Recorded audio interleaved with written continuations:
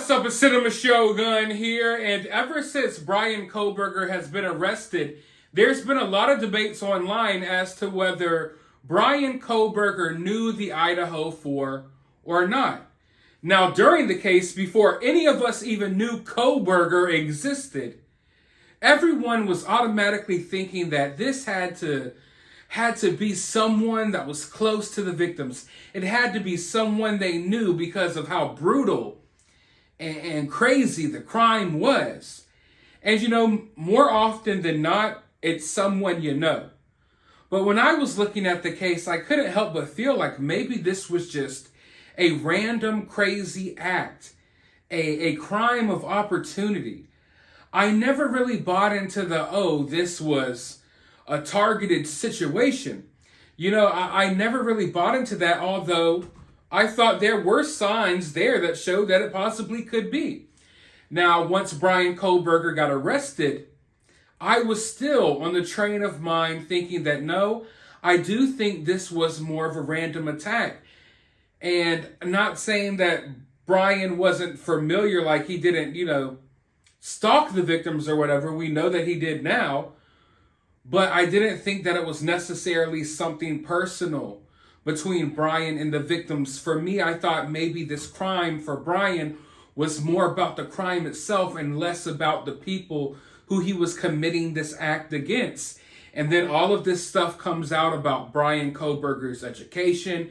We see the Reddit surveys and, these surveys trying to figure out how to become a better criminal, how to get away with crazy situations like the one that he allegedly created. And I couldn't help but feel like, I'm not saying that Bryan didn't specifically pick some people out, which it looks like he did, but I wasn't so sure that this was a personal vendetta. That Bryan had a problem with one of the women in that house, or maybe even Ethan. I never thought that was necessarily the case. I really felt like for Bryan, it was more about the act as opposed to who he was committing the act against. Now, of course, I could be wrong. And once Bryan was arrested, some of the family said that they were going to look into seeing if there was any connections between their kids and Bryan.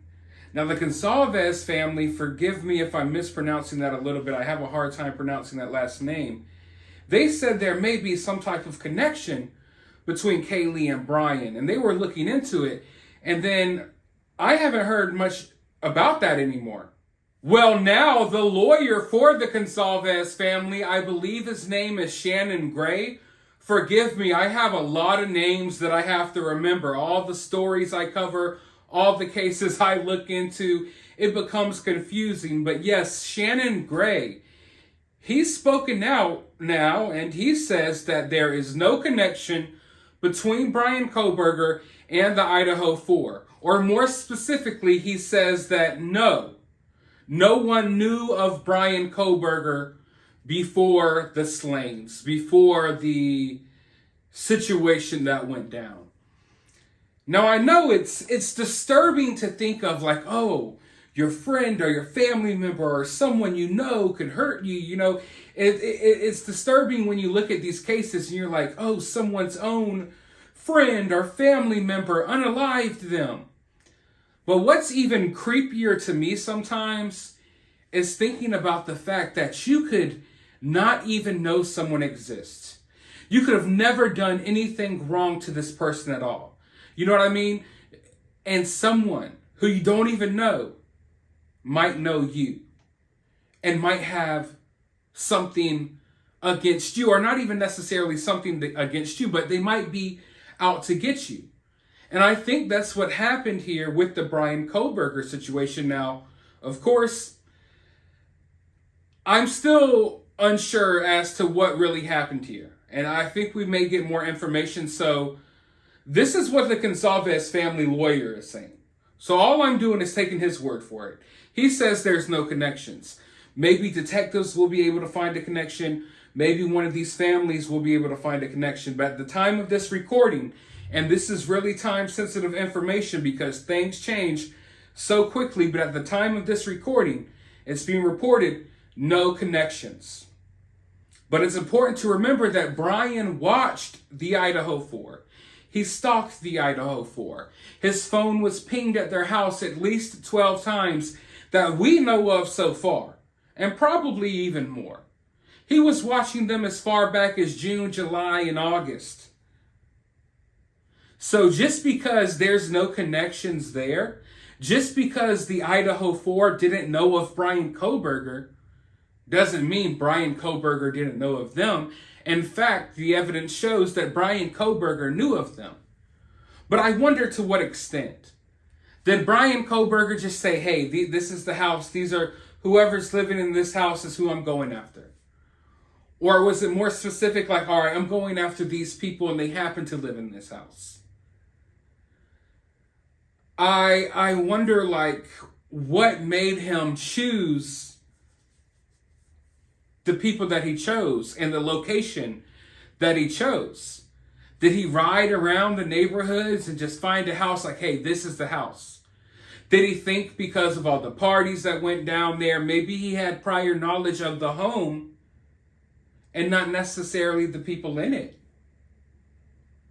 But also I wonder to what extent Bryan went to get to know his victims.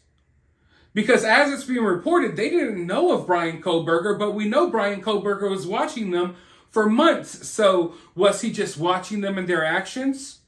Or did he go further to try to figure out who they actually were as people?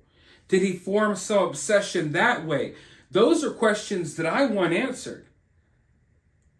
Because simply saying there's no connections between them and Bryan Kohberger, there's obviously some sort of connection. And I don't mean that by them knowing Bryan Kohberger, but Bryan Kohberger knew them.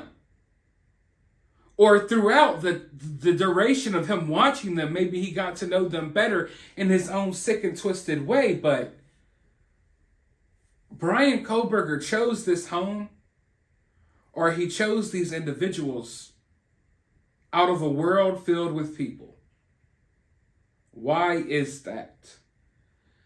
We know that this isn't a situation like Bryan's writing. He's like, oh, there goes some girls going in that house. Let me just go after them. We know that because he watched the house. You know what I mean?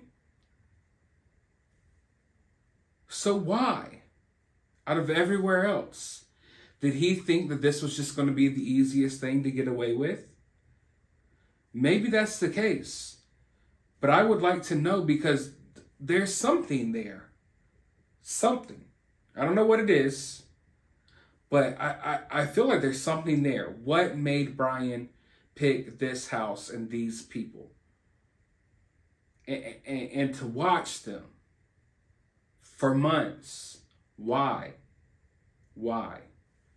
But let me know your thoughts. Why do you think this happened? What connection do you think is there? Let me know down in the comments below. While you're down there, hit that thumbs up button, hit that subscribe button, ring that notification bell, and I will talk to you all in the next video.